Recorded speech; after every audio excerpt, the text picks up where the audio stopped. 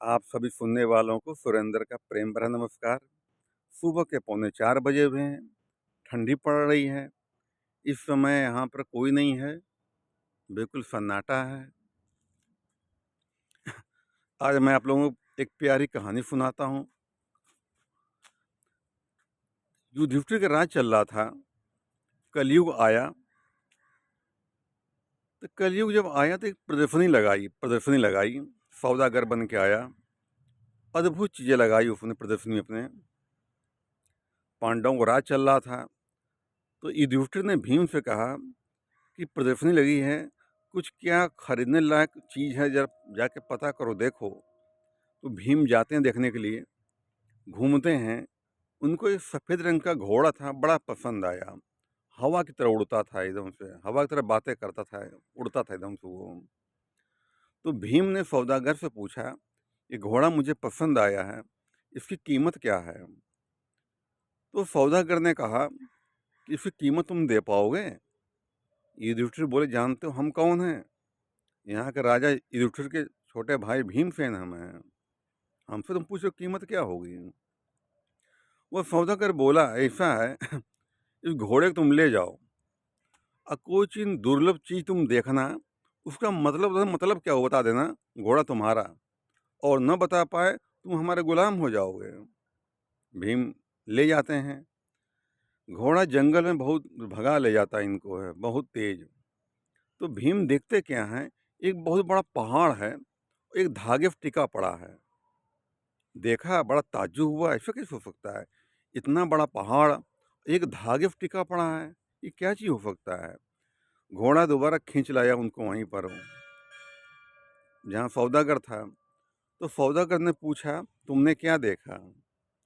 भीम ने कहा, मैंने देखा कि बहुत बड़ा पहाड़ है, एक धागे पे टिका पड़ा है। उस सौदागर ने पूछा, इसका मतलब क्या हुआ? भीम का मतलब तो मुझको मालूम नहीं है। तो इनको जो है शर्त के मुताबिक इनको अंदर कर दिया गया और गुलाम बना दिया अपना। तो काफ़ी देर हो गई। तो युधिष्ठिर ने अर्जुन को भेजा कि अर्जुन देखो, भीम गए हैं, इतनी देर से अभी आए नहीं, और देख लो सौदागर आया, कुछ चीज़ लाया है क्या, खरीदने लायक है, कोई बढ़िया चीज़ है? अर्जुन जाते हैं, ये देखते हैं भीम तो कहीं दिखाई नहीं पड़े। इनको भी घोड़ा पसंद आया उनको, वो अद्भुत घोड़ा था ही, अद्भुत था वो। तो वो भी पूछे कि कीमत क्या है? तो सौदागर ने कहा, इस घोड़े को तुम ले जाओ, घुमाओ फिराओ, और तुमको ताज्जुब वाली चीज़ देखना, उसका मतलब क्या हुआ, घोड़ा तुम्हारा, और नहीं बता पाए तो हमारे गुलाम हो जाओगे तुम। अर्जुन ले जाते हैं घोड़ा, जंगल तक खींच ले जाता है घोड़ा, बहुत तेज चलता है, बहुत तेज हवा की तरह उड़ता हुआ है। तो अर्जुन क्या देखते हैं, 5 कुएं जंगल में बने हुए हैं। 5 कुएं हैं, 4 अगल बगल हैं, एक बीच में कुआं है। बीच वाला उबाल मारता है, चारों कुएं भर जाते हैं, और चारों मिलके एक कुआं नहीं भर पा रहे हैं। बीच वाला कुआं पानी को उबाल मार रहा है और चारों कुएं भर दे रहा है, लेकिन चारों उबाल मार के एक कुआं नहीं भर पा रहे हैं। अर्जुन को बड़ा ताज्जुब हुआ, ये क्या चीज़ है? घोड़ा खींच लाया दोबारा वहीं पर वो। तो पूछा सौदागर, तुमने क्या देखा? अर्जुन ने कहा, मैंने देखा एक कुआं है बीच में, और 4 अगल बगल हैं, और एक उबाल मारता चारों भर जाते हैं, और चारों मिलके एक नहीं भर पा रहे हैं।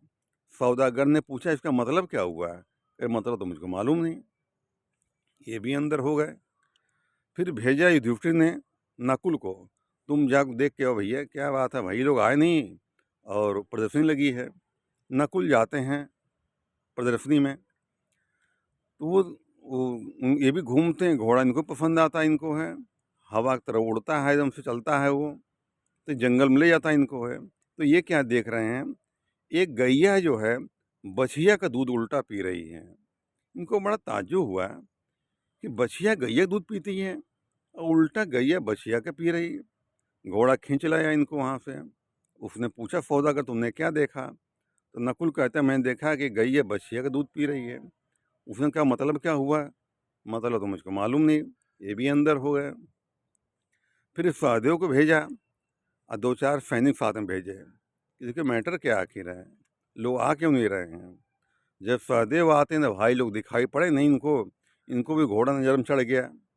पूछा कीमत क्या है? कह रहे हैं घोड़े को ले जाओ। सौदागर बोला कीमत खुद बताएगा ये, अगर सही बता दिया तो घोड़ा तुम्हारा, नहीं बता तुम अंदर हो जाओगे भैया, तो गुलाम हमारे बन जाओगे। सहदेव ले जाते हैं, जंगल को खींच ले जाता है।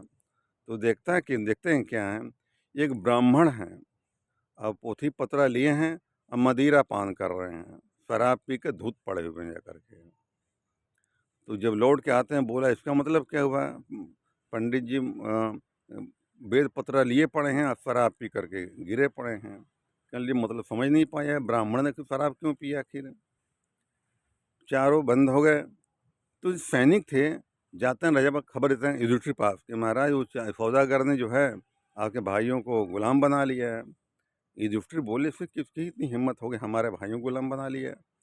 युधिष्ठिर आते हैं, तो आते हुए पहचान जाते हैं ये कलयुग है, ये कलयुग है। क्यों? धर्मात्मा थे। तो युधिष्ठिर बोलते हैं तुम हमारे राज में कैसे चले आए? मेरा राज चल रहा है, तुम यहाँ से जाओ, तुम्हारी जगह नहीं यहाँ पर भी है, जब तक मैं रहूँगा तुम यहाँ नहीं आ सकते हो, तुम्हें जाना पड़ेगा यहाँ से। सौदागर बोलता है महाराज मैं चला जाऊँगा, लेकिन हमारे सवालों का जवाब दे दीजिए। युधिष्ठिर बोले हमारे भाइयों को जो है ले आओ। चारों भाई आते हैं। तो युधिष्ठिर भीम से पूछते हैं तुमने क्या देखा? कहने लगा भैया मैंने देखा कि बहुत बड़ा पहाड़ है, एक धागे से टिका पड़ा है। इसका मतलब समझ नहीं पाया, क्योंकि युधिष्ठिर धर्मात्मा थे, वो ज्ञानी थे बहुत। युधिष्ठिर सवाल का जवाब जानते थे। उन्होंने सौदागर से कहा वो धागा धर्म है और पहाड़ संसार है, धर्म के धागे से सारा संसार टिका हुआ है, यानी कि सत्य के दम से, सत्य रूपी धागे से ये संसार रूपी पहाड़ टिका हुआ है। सौदागर बोला सही जवाब आपका। दूसरा अर्जुन को बुलाया, तुमने क्या देखा भैया? अर्जुन ने कहा भैया मैंने देखा कि 4-5 कुएं हैं, एक बीच में है, 4 अगल बगल हैं। एक उबाल मारता पानी का, चारों कुएं भर जाते हैं पूरा, और चारों मिलके एक नहीं भर पा रहे हैं। इसका मतलब क्या हुआ? युधिष्ठिर ने कहा आने वाले कलयुग के समय में एक बाप 4 बच्चों का भरण पोषण कर लेगा, पढ़ा लिखा लेगा, खाना पीना खिला पिला देगा, लेकिन वही चारों जब बड़े हो जाएंगे तो एक बाप का भरपेट भोजन नहीं करा पाएंगे और उनकी देखभाल नहीं कर पाते हैं। इसका मतलब ये हुआ है, यानी एक बाप 4 बच्चों को परवरिश कर देता है और 4 बच्चे मिल करके भी एक बाप की परवरिश नहीं कर पाएंगे। और यही हो रहा है कलयुग में, यही हो रहा है। जिन्हें कई कई बच्चे हैं, देखा कि वो भीख मांग रहे हैं, सत्य बात है। फिर नकुल को बुलाया, भैया तुमने क्या देखा? कहने भैया मैं जंगल में गया तो देखा कि एक जो है गैया बछिया का उल्टा दूध पी रही है। तो युधिष्ठिर ने कहा कि आने वाले समय में माँ बेटी घर जाकर खाना खाएगी, अपने बच्चों पटरी नहीं खाएगी उसकी, और जाकर बेटी घर रहेगी वही खाना खाएगी। तो बेटी बछिया हो गई और माँ गाय हो गई, तो माँ जाकर बेटिया के जगह खाना खा रही है।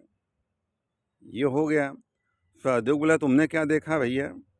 सहदेव ने देखा भैया कि मैंने बहुत बड़े ब्राह्मण हैं, पोथी पतरा लिए पड़े हैं और मदिरा पी करके, शराब पी कर टुन गिरे पड़े हैं। तो युधिष्ठिर ने कहा आने वाले समय में कुछ ब्राह्मण लोग शराब पिएंगे, मदिरा पान करेंगे, अपना धर्म नष्ट करेंगे सब ये। और कलयुग में यही हो रहा है। सौदागर ने कहा महाराज आपके सारे सवाल सही हैं, आपके भाइयों को मुक्त करता हूँ और मैं यहाँ से जाता हूँ, मैं फिर मैं आऊँगा।